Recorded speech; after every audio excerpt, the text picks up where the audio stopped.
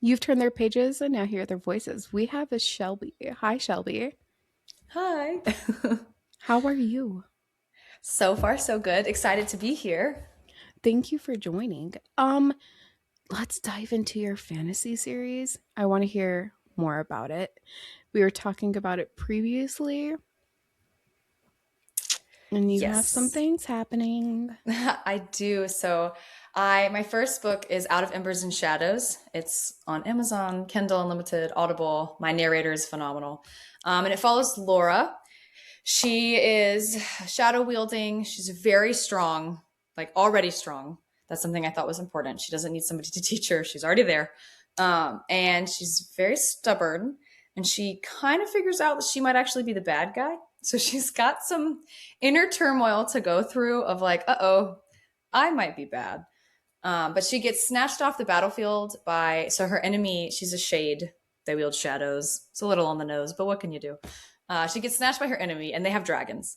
So it's a dragon and his rider grab her off the battlefield and try to like barter her for like some of their comrades that have been taken by like her people.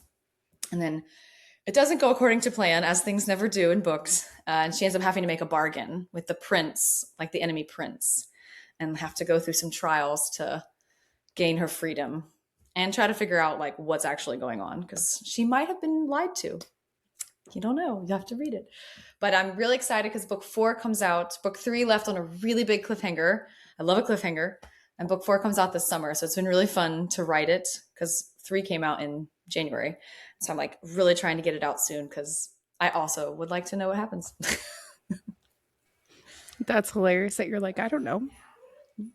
I I don't know kind of have either. like an idea, obviously, but like until it's written on the page, like you're a writer, you have an idea. And then until it's on the page, you're kind of like, it's up in the air. So No, we love that. So you talked about having a female narrator. Who is it? her name's Peyton Anderson Briggs. She's the best. She's so good. I'm not a big audiobook person just because I get distracted and I like to hold it and like flip the page angrily. But when I had ran auditions for it, Peyton did a really good job. She called my eye right off the or my ear, I guess, right off the bat because she had like inflection. Like I feel like a lot of times they're just like, I'm Laura and I'm fighting a battle. And I don't read my own stuff that way. So when Peyton was reading it as her audition, it was really sassy and snarky. And that's exactly how I heard it in my head. And I was like, yes, I need someone who's going to like really put a lot of emotion into it and really get into it. And now she's like one of my biggest advocates. She's posting about my books all the time. I'm obsessed with her. So she's delightful. 10 out of 10 for Peyton. Isn't it funny when you find your narrator that's like a monologue in your head and you find it and you're like, that's the one. That's the one. And then you get to hear your own stuff back. Yes. It's a Fantastic. sensational feeling because I was very nervous that no one was going to be able to do what my head can do. And Peyton does a great job. Is she narrating all your books? She is. So she's narrating the Shadowfire series. And I have another series that will tack on like in between. So I have a prequel, my Shadowfire series, and then there's a series in the middle that I haven't written yet. And she'll narrate those as well. My prequel is just a duology and it's dual POV. Most of my books are dual POV anyway. But this one, I wrote it, the male main character is very similar to my husband. And so he was reading it out loud, like kind of as a joke. And I was like, well, actually, like it is you. Like maybe we should try it. So we're trying really hard to narrate it ourselves. It is not easy. No. Mad props to narrators. It is impossible. Very challenging. So we'll see. At present, the prequels are my partner and I, but honestly, who knows? It's really That's amazing. hard. What color? I don't know if this is a spoiler, but what color is your dragon? Black. Well, there's a lot, but like the main dragon Emir, he's like jet black. And Hmm. then like there's other dragons that are like green and brown, and then there's a really pretty white one. It kind of depends on like what family line you're from, like the dragons are from. And then sometimes it correlates to other things that I don't want to spoil. I love that. And an all black dragon, like we need that. He's very large and he's very sassy and he has mind to mind with the main character. And so you get his like snarky little like get yourself together. They have like a bunch of stare offs, and the other characters are like, please don't eat her. Like, please don't eat her. Just let her live. And it sounds like you have a lot of banter. And from I like, love a banter. oh my God, yes. Give me all the banter, please. Right? Right. Yeah, I really do like a good. So I don't know how other people do it. I probably should ask these questions, right? Like, I have author friends. I should ask them. But I write all the dialogue first. And then I go in and fill in like what they're doing and where they are. But I'll just sit there and like churn out what they're saying to each other and then fill in like she said, like they did or whatever. How do you keep that straight though? Like if you write it out and then you have to go back and fill in your holes, like basically, because those basically are holes, right? Yeah. Yeah. How do you keep it straight in your head? I think because I like in my mind, I'm seeing it play out. And so Mm-hmm. as long as I can get the words down, because to me, the hardest part is making sure it's like a believable sound, right? Like you don't want dialogue that's like, hello, friend. Hello, friend. Yes, friend. How are you? I am good also. Like, you know what I'm talking about though? Like even in Yeah. movies, sometimes they say people's names too many times. And you're like, that would never, like I just watched The Housemaid or whatever with Amanda Seyfried and I don't know, Cindy Sweeney. And there's one point where someone's yelling and they yell the guy's name like 10 times in a sentence. And I'm like, that's not a natural way of talking. You would never be like, Andrew, Andrew, please don't do that, Andrew. Andrew, stop. Like someone needs to talk that out, right? That doesn't sound right. So I do that. And then at that point, I know what, now that I've written it out, I know what they're doing while they're saying it, if that makes sense. No, yeah, it makes Okay. sense. Um, that takes a lot of power to keep it all straight though. Like props But you to can you. see it, you know, like you see it in your Mm-hmm. head. It's like a movie in your brain, and you're like, I know the movie. Did you know that when some people, I'm so glad you said that. Did you know that there are some people who read and it's not a movie in their head, it's just words? That That was sounds my so face. sad. Oh, Hmm. oh no. I get attached to the characters. I'm like, Yeah. what? No. Imagine if, I mean, it would be easy to then to watch a movie because you'd be Right. like, oh, I never saw what the character looked like. Whereas I'm watching, you know, Harry Potter, and I'm like, Harry had much crazier hair. So Ron Weasley had freckles, right? Like I'm like, in the book, he has freckles and he's very tall. Like, excuse me. The Like, no, books are no. always better. And honestly, like Always. my husband's into watching movies. I'm into reading because it plays better in my head. Snaps, absolutely. My mom always said you have to read the book first so you can appreciate what went into it before you see the movie, right? Because Hmm. it's easy. It's not easy to make a movie, but you don't have to do as much mentally watching a movie, typically. Yeah. And it's seriously distractions. Distractions are like the biggest thing when you're watching a movie and somebody is talking to you. I know that my family vocal stems all the time where they'll talk and I'm like, can you just let me hyper focus? But then when I'm reading, there's no pause button. Like you cannot pause a book. Leave me alone. I'm literally in the scene of, you know, hypothetically, uh, I'm on the back of a dragon. Okay. Right? And we are tearing people apart. Mm. And you're interrupting me tearing people apart with my dragon. Like I am, the enemy just brushed my hand with his Yeah. hand. You're Hmm. going to stop me from being at this ball? Are you crazy? Like, I'm actively in He the has a middle of something. he has a 9 foot slong. Like Yeah, we're you don't interrupting. understand. He has No. wings. I'm flying right now. Oh my gosh. There's this one book that I read, and for the life of me, I cannot remember the book. It will come to me at some point. But we were fighting demons.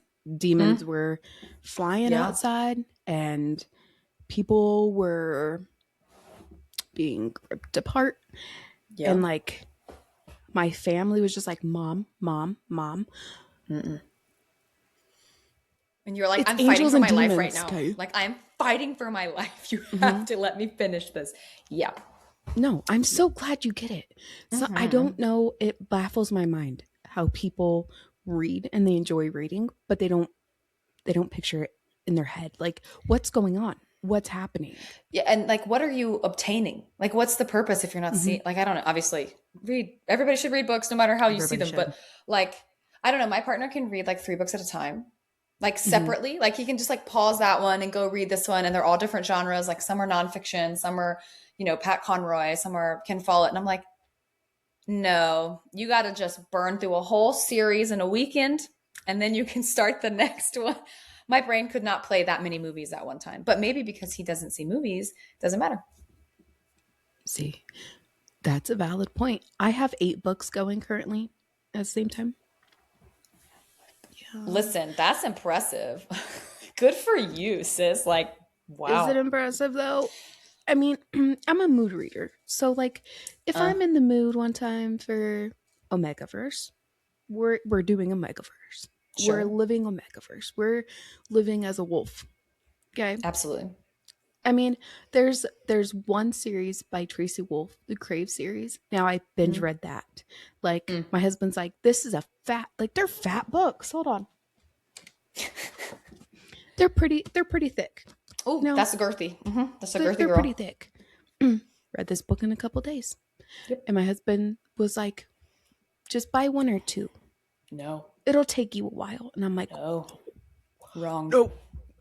There's so much fantasy happening in this. And then I had to go back to Barnes and Nobles and get four, the fourth and fifth one. The And he's like, rest. I don't know how you read that so fast. I was living it, bro. And you were like, what do you mean? I just stepped into the book. What do you mean? I just woke up and it Yeah. was done. And I love that Yes. your series has so many different elements in it. Not just the dragons, but I'm not spoiling it for the rest of you guys, but I know more than you do. And You do. I need it. I I listen, desperately need it. I just love it all. What's crazy though is that like you start, I don't know if you feel this way when you write, because you write a little different than what I do, like genre wise. But have you ever just started and all of a sudden like things pop in and you're like, what? Like, I did not, like, pirates were not in my book. It was just going to be dragons and swords and like that's it. And then all of a sudden it was like, and then they got on a pirate ship. I'm like, wait, you're doing what? When did you get on? Why did you get on a pirate ship? What are you talking about? And it was like, the captain. I'm like, there's a captain. Obviously, there's a captain. It's a pirate ship. But I was like, in no way prepared for them to now have like like a solid third of the book of book one takes place on a pirate ship. What? Surprise. Yeah, like I'm surprised as you are. I had no idea. Like, what? What is the title of for book one? Out of Embers and Shadows by Shelby Oval. Yeah. I peeped your page, and as soon as I saw fantasy, I'm like, yep. But then you said dragons, and that's a necessity. But then you Gotta be. have pirates that came out of nowhere. Right? Left field. For me too. Again, like I Mm-hmm. said, I was like, excuse me. But I will say, it's not like a pirate romance or anything, right? Like it's not like suddenly the pirates are like the main theme. They just are a nice facilitator for what needs to occur, if that makes sense. Mm-hmm. No, oh, it definitely makes sense. I had a question, and I've asked this, and I'm going to continue asking this to Yeah. our authors. Is we had imaginary friends growing up. Mm-hmm. Is this the adult version of imaginary friends, and they never left us? I've had imaginary friends my whole life. I could conjure them right now if I like really wanted to. The series that's like I said before, in between the prequels and the one that I'm writing now, those characters have grown up with me. So I think that's why it's harder for me to write those books, because they've been with me every stage, and like their story has been my story for my whole life. Those characters have walked me through things, right? Like I have found comfort in those characters. The books I wrote just now, like my Shadowfire series and my prequel series, they're characters that came to me in the moment, and so I haven't like grown with them. Obviously, now the Shadowfire series is 4 books in, so I'm growing and suffering with them. But these other ones, I think you, especially if you're the kind of kid that had an imaginary friend, I think they do grow and mature with you, and I do think you find a way to put them into creative outlets, right? Either it's art or music or theater. You are bringing that imagination and pouring it into something else, you know? So you definitely do not have to answer this in any way, shape, or form. Okay, sure. Are you neurodivergent in some Yes. aspects? Yes, See, correct. it's always us neurodivergent people who are like, we have the best imaginary, yeah, imagination, because it's just we're constantly thinking of so many different things Mm. all at once. But I think it makes us more interesting.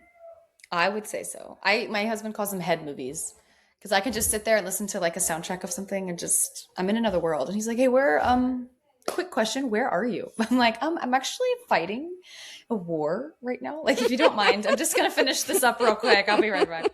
But I've also always dreamt. And like I feel like a lot of people don't dream anymore. And I'm like 30 years old and I'm still whipping dreams every night. I'm doing weird stuff. I'm committing crimes in my dreams. Oh my gosh, I am so glad that you brought Yeah? dreams up. Okay. Yeah, because my husband does not dream at all. I dream and I can remember my dreams Yeah. the next day. And I was like, you have another child.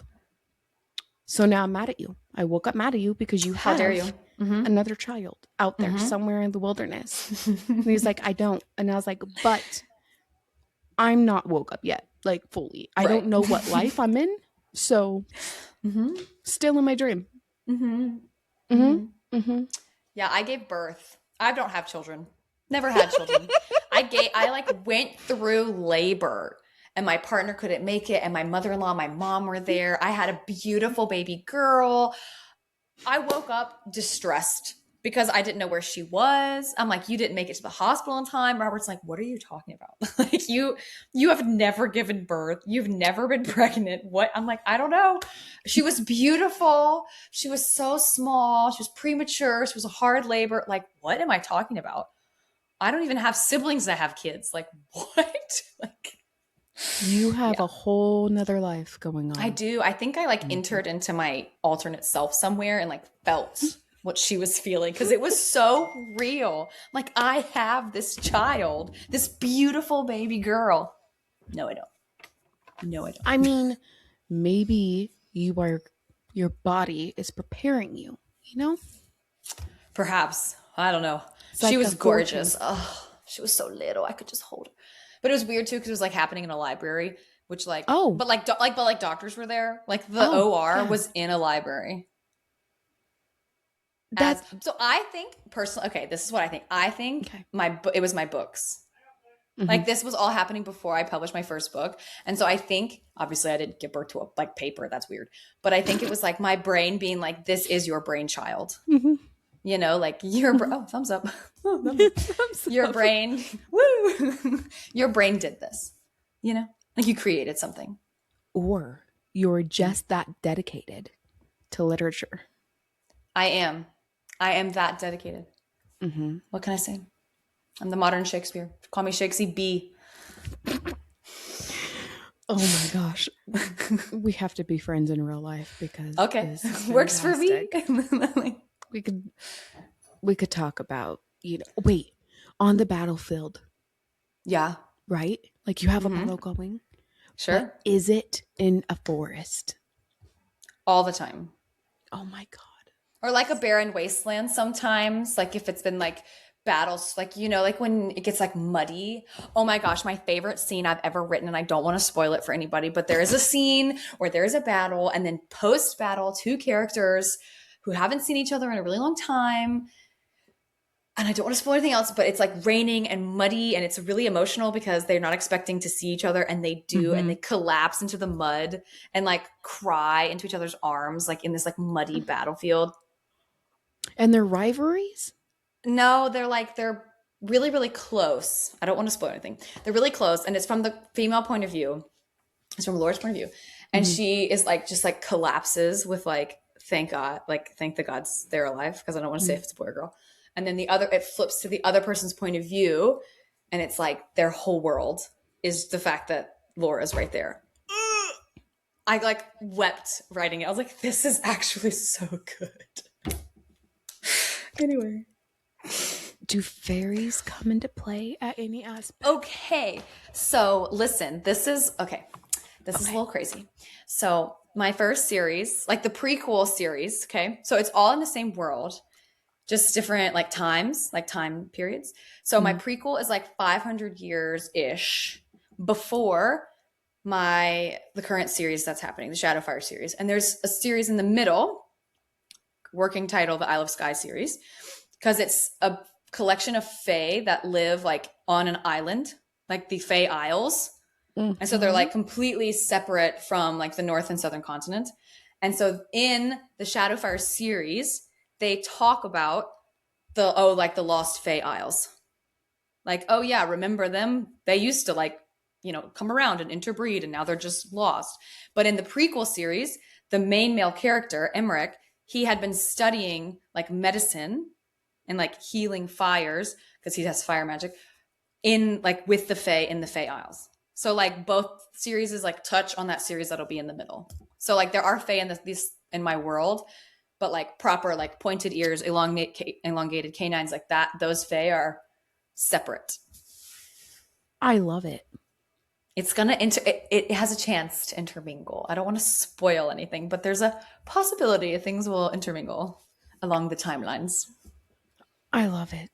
I need it right now. All of it. Why not? Right? Why not stop at like 8 books? We could do 9, 10. Read I all think of it. 6 is good because then because if they intermingle, you'll have more to read before. Like so, in whole, it'll be like 6, 5, so like 12ish total throughout the whole like interminglage. I mean, I mean. Wait, did you watch VeggieTales growing up? Oh my God, yes. Have you heard of the VeggieTales fanfic? No. I'm about to give a shout out. I don't even know who the author is. My friend from Canada was telling me this. So it's about two priests who live in a monastery. Okay. And Uh-huh. they call this girl to come like be their cook. And magic happens. And they turn into a cucumber and a tomato. And so like one priest follows the other priest into priesthood because he's in love with him. And the one priest that like is like rejecting the love only loves the other priest when they're in vegetable form. And it's called, listen to this, you're going to freak out. It's called Pounded by Produce. Sensational. I'm like, I have to read it now. My mom's like, oh, this is sacrilege. I'm like, no, I have to read it. You had me at like gay Yeah. priests, right? Like I was locked in on the gay priest, but now you're telling me it's Bob the tomato and Larry the cucumber. Absolutely. Everything, Absolutely. everything you thought you knew about VeggieTales, you don't. It's a You lie. don't when you're an adult. I'm so I excited. mean, It's on my TBR. Like, as it should be. right? If you guys are not getting this drift, okay? VeggieTales, in adult form. If you don't know VeggieTales, you're going to want to go give it a Google. It's singing vegetables about our Lord and Savior Jesus Christ. It's like a fever dream if you go watch it as an adult. You're like, I'm sorry, a carrot is singing to us about lying? Like, what? Oh, the only I'm TV I trying was allowed to so watch. hard. Are you serious? Yeah, growing up. We watched VeggieTales every Sunday, a 30-minute episode every Sunday. Like the fruits of the spirit, right? Like I just want to be kind, gentle. Well, I'm not very gentle or patient for that matter, but I want to be kind. I want to be nice and kind and whatever. I'm trying so hard to keep all the little joyous little screams internally instead of busting Let all them your eardrums. out, sis. Let them out. They will all. Everybody's eardrum would be bleeding. Fair enough. Okay. But I'm doing happy little, dances inside too. Oh yeah. Oh yeah. No, I love this. We will so have to touch back on this subject privately Yes. because I think my intuition is right. You and me, girl. Message me.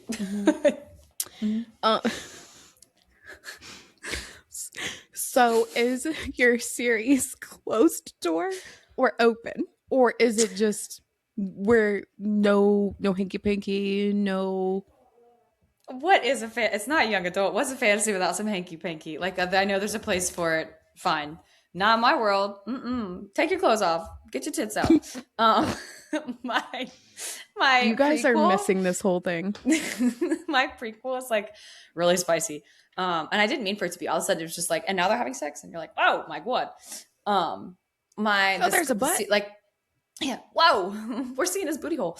Anyway, my Shadowfire series, I would call it a slow burn. So it's like actually super slow burn now that I'm saying it out loud. So it takes about 2.5 books to get really anything.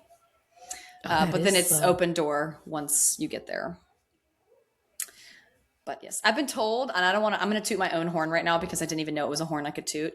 I've been told that my intercourse scenes are very good.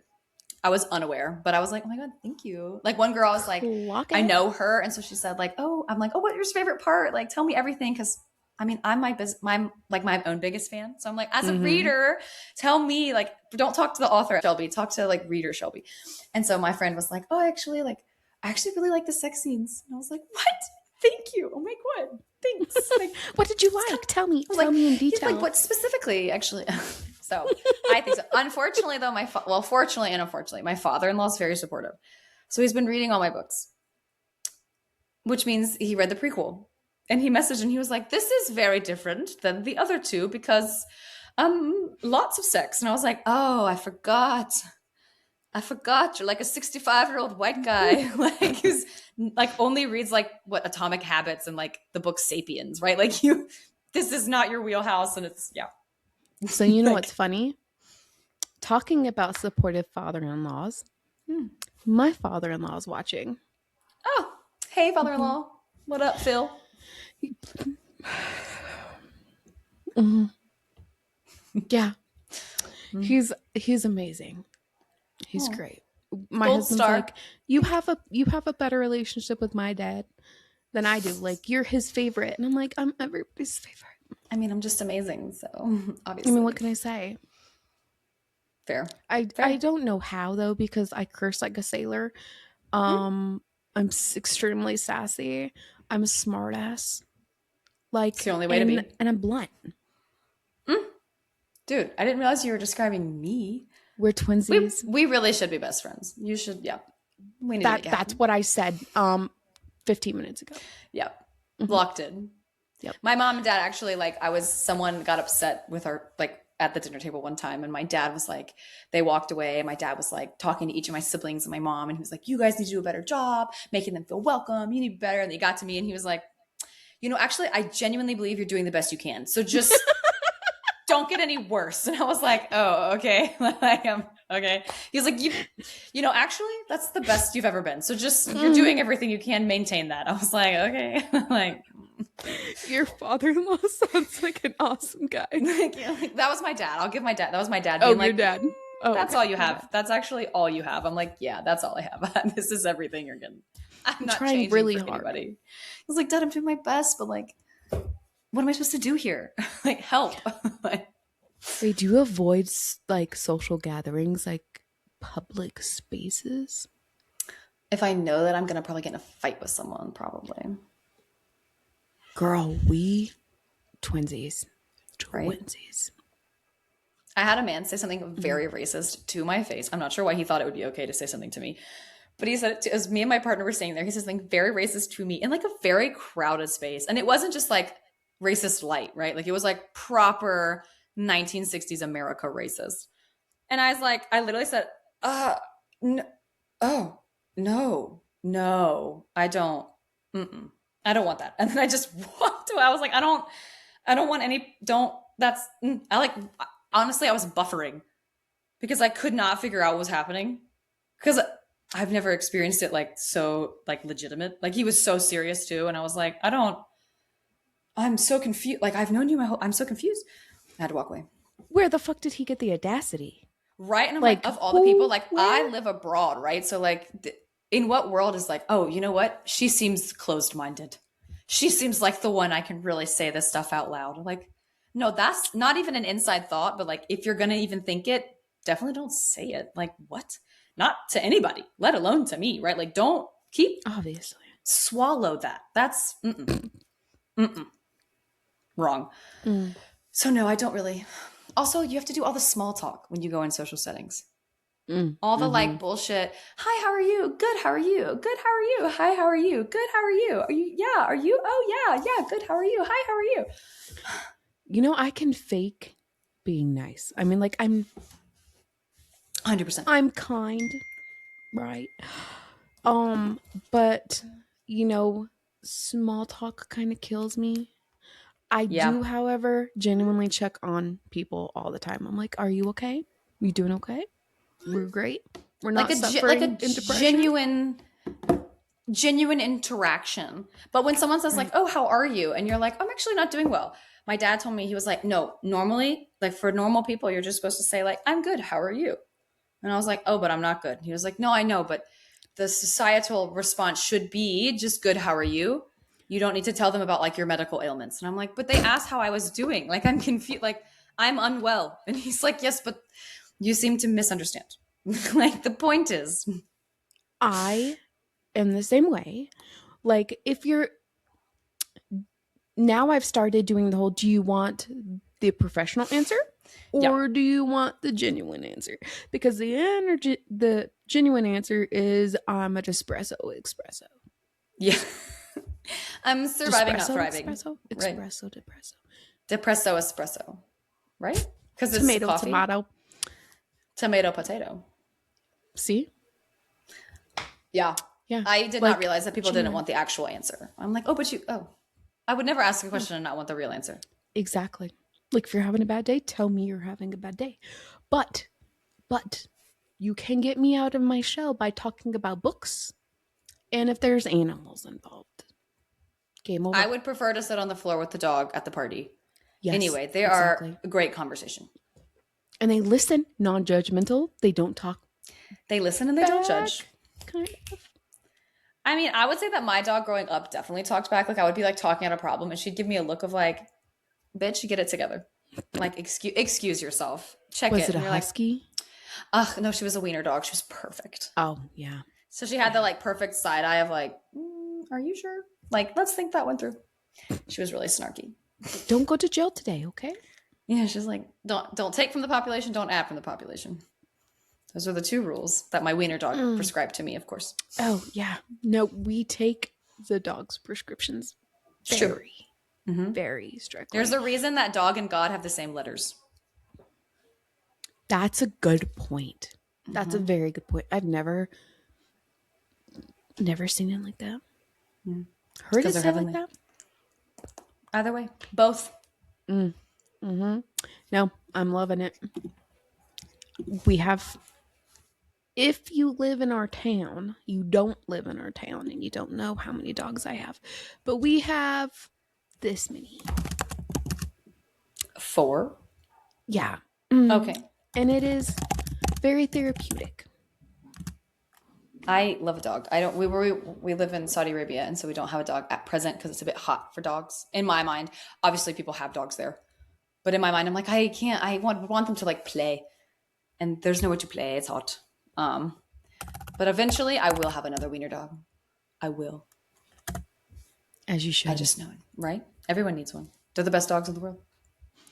Where, if it's not a spoiler, where does your books take place? Like, In a make believe world, it's not mm, real. It's like a medievalish. People fantasy is usually set like in a medievalish yeah. time period. But the prequels are set in like a semi Ottoman Empire, like an Istanbul vibe, because it has to deal with emperors, and it actually is stemmed from. I got the idea in Istanbul, Turkey. Love that place, and it's the Ottoman Empire. Actually, this is real history lesson from an English teacher. The Ottoman emperors would have like a bajillion concubines and wives and sons and daughters, right? And the way you would become the next emperor wasn't by like, oh, the king likes you, or like the current emperor likes you, or you're the oldest, or whatever. You would have to kill your brothers to get to be the emperor. But you couldn't shed royal blood. So you would have to get a silk ribbon and like strangle them so that no blood would be spilt. And so people were like yeeting babies out of windows and like like other concubines were like killing pregnant women if they thought their son had a chance of like becoming the emperor. It was cutthroat. And like no one was allowed to see the concubines. Like it was You gotta go. If you go to Istanbul, you gotta go to the palace and get like the proper tour. It was wackadoodle, super cool, big fan. Like needs a TV series, needs a movie, and I was like, yeah, someone needs to write a book with this but like fantastical. That sounds rough. It was yeah. I can't imagine it being a fun experience. No, that doesn't No. sound. No. I mean, I'm glad that we kind of live in this century. Yeah, I mean, I really appreciate like a bath, like a run, like a shower, and like Yeah. toilets, right? Like my whole thing is like a toilet and like a fridge. Like I have to eat it all right there. I'm a grazer. I graze. Oh, that is so real though. Okay. Totally, completely off subject. Have you tried the candied grapes? No, Oh, okay. They're really good though, and they're sour. I don't want a sour grape. You don't want sour grapes? Do you not like sour food? Like No. sour candy? Listen, I was 3 years old and my mom took me to get pancakes. And I was like, these pancakes are sour. My mom was like, you're 3. You should eat everything I put in front of you. And I was like, gross. I don't like them. They're sour. And she was like, you're a little brat. So we went home. Like Is that what she said to you? basically. 5 years later, we're eating pancakes at our church. And I was like, these are sour. I don't want them. My mom was like, there is no way you think it's a pancake. It's bread. And I was like, they're sour. I don't want them. So she went and asked the people who were serving the pancakes at church. And she was like, hey, where are these pancakes from? And they were like, oh, it's from this restaurant. And mom was like, oh, and that's the restaurant that she didn't like the pancakes because they were sour because they're buttermilk pancakes. And I didn't know what buttermilk was, but I knew it was sour. So she took me to the doctor because she was like, my 8-year-old's kind of like a little bitch about food. And the doctor was like, let's figure this out. And they tested my tongue and I have 3 times more taste buds than everyone else.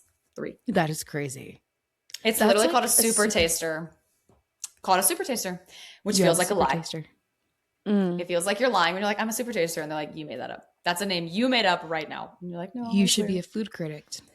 The problem is I don't like a lot of foods. So I'd be like, this tastes bad. I don't like it. And they'd be like, but it's a really nice parfait or Gourmet whatever. dinner. And I'd be like, but it tastes like cardamom. And I don't like cardamom.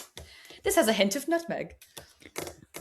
But I do freak people out because I'll be like, oh, I didn't realize you ate broccoli for lunch. And they're like, excuse me?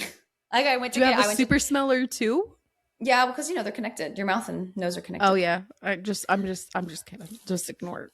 Oh, I was like, yeah, they're connected. What do you mean? I went in to get a dress the other day and I said, oh, it smells like burning wood in here. And the lady was like, oh, I just blew out a match. I was like, oh, did you light the match to cover the smell of the egg? And she was like, excuse me? I said, well, it just smells like eggs, but not like bad eggs, just like cooked eggs. And she was like, I just ate a boiled egg. I was like, I know. I just told you that. Like I'm aware. Like I can smell it. Oh. It's a vibe for sure. Well, thank you so much, Shelby Oval, for taking your time to come on the podcast and talking about it is not our books. Talking about your books. Can you please name off your whole book series real quick? Yes. So the Shadowfire series consists currently of 3 books: Out of Embers and Shadows, Into Flames and Shadows, and Bound by Ash and Shadows. They're all on Amazon and Kindle Unlimited and Audible. The book 3 on Audible comes out soon. And then the prequel series is The Emperor's Assassin, with the caveat of I'll probably pull it soon and then re-release it with its like partner. Like it's a duology. Mm-hmm. So the series is what's key. All of them end in shadows. So if you can't remember the first word, just know that they end in shadows. I'm Shelby Oval. Thank you for having me on your podcast. And I hope we can chat later or soon. Oh, absolutely. Thank you so much. It was a pleasure having you on. Perfect. Thanks so much. Bye. Thank you. Bye.